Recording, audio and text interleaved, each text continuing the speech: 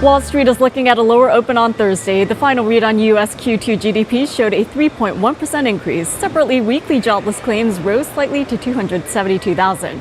In the previous session, the Trump administration laid out its plans for tax reform. The framework proposed downsizing individual tax brackets into three and reducing the corporate tax rate to 20%. Now, the proposal is just the beginning of the progress. Congressional Republicans will need to provide the legislative details to turn it into a bill.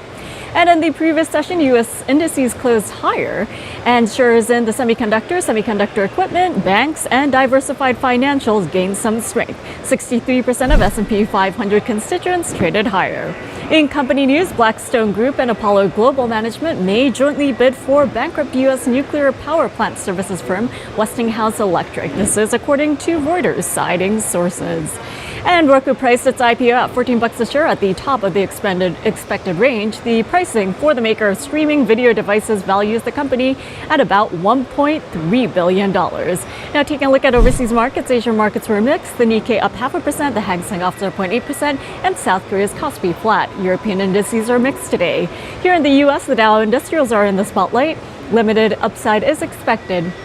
Trading central analysts prefer long positions above 22,240 with targets at 22,325 and 22,355 in extension.